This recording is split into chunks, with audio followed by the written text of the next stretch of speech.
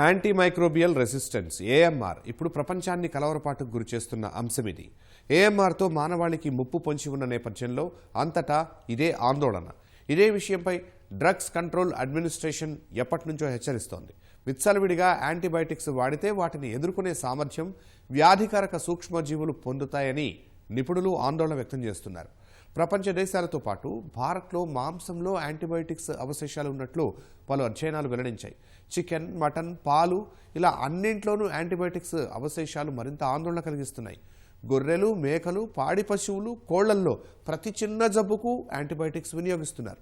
తద్వారా antimicrobial resistance పెరిగి ఆ ఉత్పత్తులు తినే మనుషులపై తీవ్ర ప్రభావం చూపుతోందని నివేదికలు నిగ్గు తేల్చాయి. జీర్ణకోశ, చర్మ సంబంధ వ్యాధులే కాక క్యాన్సర్కు కారణం అవుతోందని అధ్యయనంలో వెల్లడైంది.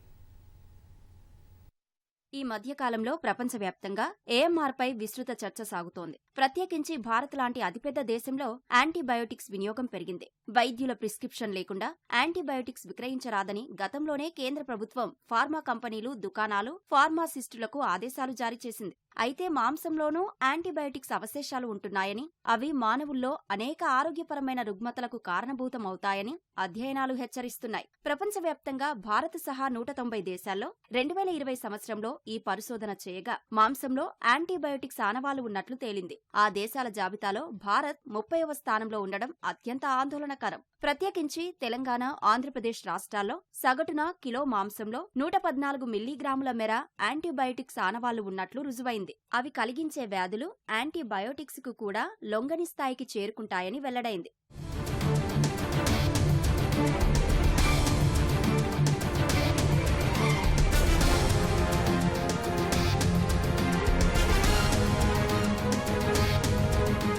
అతిగా యాంటీబయోటిక్స్ వాడితే పశువులు, మేకలు, కోళ్లు సైతం ఏఎంఆర్ స్థితికి చేరుకుంటాయి. వాటి ఉత్పత్తులు మాంసం తినడం వల్ల మనుషులకు కూడా వ్యాపిస్తుంది. కిలో మటన్లో యాంటీబయోటిక్స్ ఆనవాళ్లు 243 మిల్లీగ్రాముల మేర ఉన్నట్లు పరిశోధనలో తేలింది. ఆ తర్వాత పంది మాంసంలో 173 మిల్లీగ్రాములు, గొడ్డు మాంసంలో 60 మిల్లీగ్రాములు, కోడి మాంసంలో 35 మిల్లీగ్రాములు ఉన్నట్లు అధ్యయనంలో స్పష్టమైంది. ఇలా యాంటీబయోటిక్స్ ఆనవాళ్లు ఉన్న మాంసం తిన్న మానవుల ఆరోగ్యంపై దుష్ప్రభావాలు ఉంటాయని పరిశోధకులు హెచ్చరించారు. పశ్చిమ బెంగాల్లో మత్స్య విజ్ఞాన శాస్త్ర విశ్వవిద్యాలయంలోని లైవ్ స్టాక్ ఉత్పత్తుల విభాగం కూడా మాంసం ఉత్పత్తుల్లో యాంటీబయోటిక్స్ అవశేషాలు పేరిట పరిశోధనా పత్రం ప్రచురించింది. పశువులకు ఇచ్చే యాంటీబయోటిక్స్ వాటిని తినే మానవుల శరీరంలోకి ప్రవేశిస్తాయని పరిశోధకులు గుర్తించారు. పశువులకు యాంటీబయోటిక్స్ ఇచ్చిన 14 రోజుల వరకు ఆ మాంసం వినియోగించకూడదని సూచించారు. పశువుల్లో టెట్రాసైక్లిన్ యాంటీబయోటిక్స్ అవశేషాలను గుర్తించినట్లు వెల్లడించారు. మనకు తలనొప్పి వచ్చింది, ఒక కాలు నొప్పి వచ్చింది అంటే మనం మెడికల్ షాప్కి వెళ్ళి మనకి ఇష్టమైన ఒక మెడిసిన్ కొనుక్కొని వేసుకుంటాం. అది టెంపరీ రిలీఫ్, అది దేని కారణం వచ్చిందో రిలీఫ్ తెలియకుండానే దాన్ని కంటిన్యూ చేసి వాడుతూ ఉంటాం. అట్లాగే పశుసంవర్ధక శాఖలో, పశుసంవర్ధనలో వస్తే గొర్రెలు, మేకలు, కోళ్ళ పెంపకంలో కూడా మనకు తెలియకుండానే రైతులు వారికి ఇష్టమైనటువంటి మందులు కొనుక్కోపోవడం, ఆ మెడికల్ షాప్ నుంచి తీసుకొని వాడడం చేస్తూ ఉన్నారు. అయితే మనందరం గమనించాల్సిన విషయం ఏంటంటే ఏ మెడిసిన్ వాడినా, ఏ యాంటీమైక్రోబియల్ వాడినా దాని యొక్క షెల్ఫ్ లైఫ్ ఉంటుంది. షెల్ఫ్ లైఫ్ అంటే దాంట్లో ఆ శరీరంలో ఎంతసేపు ఉంటుంది, ఎంత కాలం నిల్వ ఉంటుంది, దాన్ని డిటాక్సిఫికేషన్ జరగడానికి దానికి పట్టే కాలం ఎంత అనేటువంటి అవగాహన లేకుండానే చాలామంది వాడుతున్నారు. కొంతమంది ఏమో పౌల్ట్రీలో గ్రోత్ ప్రమోటర్స్గా వాటిని వాడుతూ ఉంటారు. ఈ గ్రోత్ ప్రమోటర్స్గా వాడింది దాని యొక్క రెసిడ్యూస్ ఆ బాడీలో ఎంత కాలం తర్వాత వెళ్ళిపోతాయని తెలియకుండానే మనము దానికి ఎలాంటి టెస్ట్ లేకుండా మనందరం తింటూ ఉన్నాం. దీనివల్ల ఏం జరుగుతుంది, మనుషులలో రోగనిరోధక శక్తి తగ్గిపోయి ఏ మందు కూడా పనిచేయట్లేదు.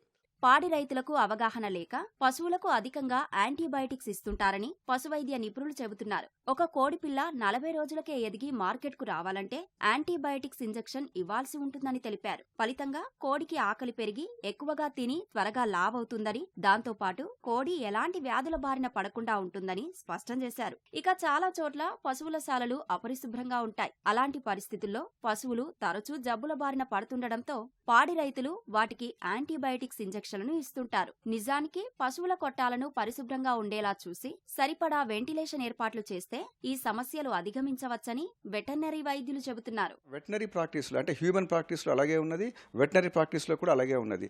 అంటే మనకి గొర్రెలు పెంచుకునేటువంటి రైతాంగం కావచ్చు, లేక పాడి పరిశ్రమలో పెంచుకునేటువంటి రైతాంగం కావచ్చు, కోళ్ళను పెంచుకునే రైతులు కావచ్చు, వాళ్ళు కూడా ఏం చేస్తున్నారంటే మెడికల్ షాప్కి వెళ్తున్నారు. వాళ్ళకి కావాల్సినటువంటి అనుభవంతో కొంత సంపాదించుకొని ఆ అనుభవం ద్వారా ఈ మందులు వాడాలి అని చెప్పేసి వాడుతూనే ఉన్నారు. 2010లో వెలువడిన ఓ అధ్యయనం ప్రకారం ప్రపంచవ్యాప్తంగా ఉత్పత్తి అవుతున్న యాంటీబయాటిక్స్ 70% పశువులకే వినియోగిస్తున్నట్లు తేలింది. పలుచోట్ల పాడి రైతులు అధిక పాల దిగుబడి కోసం పశువులకు ఆక్సిటోసిన్లు ఇస్తుండడం సర్వసాధారణంగా మారింది. యాంటీబయాటిక్స్ ఇంజెక్షన్లు ఇవ్వడం వల్ల కోళ్లు, మేకలు త్వరగా పెరుగుతాయనేది అపోహేనని, ఇది తెలిసి కూడా ప్రత్యేకించి నిషేధిత గ్రోత్ ప్రమోటర్స్ వినియోగిస్తూ యావత్ సమాజానికి నష్టం చేకూరుస్తున్నారని నిపుణులు ఆందోళన వ్యక్తం చేశారు. అలాగే కెమికల్స్ ఏవైతే కెమికల్స్ వాడుతున్నారో, ఇన్సెక్టిసైడ్, పెస్టిసైడ్, ఏ విధంగా అయితే ఈ పౌల్ట్రీ ఫార్మింగ్ బెటర్ అయ్యేటట్టు చేస్తారో, ఏ విధంగా అయితే వెయిట్ పెరిగేటట్టు చేస్తారో, ఈ కారణాల వల్ల అనర్థాలు జరుగుతూ kidney failure, liver failure, heart disease, heart అటాక్స్కి దారితీసే విధంగా ఈ తీవ్రమైన విషవాయువుల వల్ల మనకు బాడీ మీద ఎఫెక్ట్స్ అవ్వడం జరుగుతుంది. సో ఆ కారణంగా మనం ఏం చేయాలి అంటే, జనరల్గా నేను ఎప్పుడు రికమెండ్ చేస్తున్న విధంగానే యానిమల్ ఫ్యాట్స్ అనేవి అవాయిడ్ చేయడం మంచిది. యానిమల్ సోర్సెస్ ఆఫ్ ఫుడ్స్ని అవాయిడ్ చేయడం మంచిది. ఎన్ని విధాల బెటర్గా మనం గమనించుకున్నా కానీ ఆర్గానిక్ ఫార్మింగ్ గురించి ఆలోచించాలి. నాణ్యత ఉన్న మీట్ని మనం అవైలబిలిటీ ఉంటే తీసుకోవాలి. ఆ కన్జంప్షన్లో కూడా దాన్ని శుభ్రపరచుకునే విధానం, వండే విధానంలో కూడా జాగ్రత్తలు తీసుకోవాలి. హరిత విప్లవం తర్వాత అధిక దిగుబడుల పేరిట ఇష్టారాజ్యంగా రైతులు రసాయన ఎరువులు, క్రిమిసంహారక మందుల వినియోగం పెరిగిపోయింది. దీంతో వ్యవసాయ పంటల సాగు సరళి పూర్తిగా ధ్వంసమైంది. ఆహార ధాన్యాలు, పాలు, కూరగాయలు, పండ్లల్లో క్యాన్సర్ కారక ఇతర అనేక రసాయన, క్రిమిసంహారక అవశేషాలు కారణంగా భూమి సమతుల్యత దెబ్బతినడంలో నిస్సారంగా మారిపోతోంది. ఈ క్రమంలో ప్రత్యేకించి మాంసంలోని యాంటీబయాటిక్స్ అవశేషాలు మానవుల్లో చేరితే దీర్ఘకాలంలో ప్రమాదకరంగా మారతాయన్న ఆందోళన వ్యక్తమవుతోంది. దేశంలో ప్రత్యేకించి దక్షిణాది రాష్ట్రాల్లో మాంసం వినియోగం ఎక్కువ. పశు, మత్స్య విజ్ఞాన శాస్త్ర విశ్వవిద్యాలయం లైవ్ స్టాక్ ఉత్పత్తుల విభాగం పరిశోధనలోనూ మాంసంలోని యాంటీబయాటిక్స్ వల్ల మానవుల్లో జీర్ణక్రియ సమస్యలు, కొన్ని రకాల క్యాన్సర్లు, నరాలకు సంబంధించిన సమస్యలు ఉత్పన్నమయ్యే ప్రమాదముందని తేలడం దిగ్భ్రాంతికి గురిచేస్తోంది.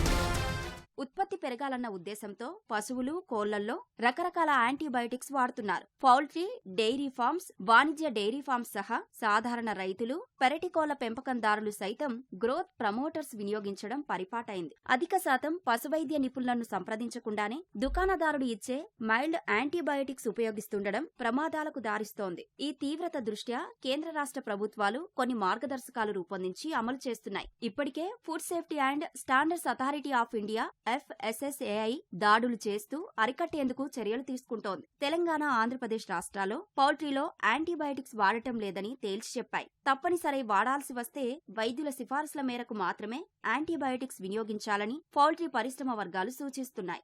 అమెరికా లాంటి దేశం ఇండియా కన్నా మనది 4-5 రెట్టింపులు పాపులేషన్ ఎక్కువైనా వాళ్ళు దగ్గర 3 రెట్టింపులు 4 రెట్టింపులు ఎక్కువ యాంటీబయాటిక్స్ వాడుతున్నారు యానిమల్స్లో.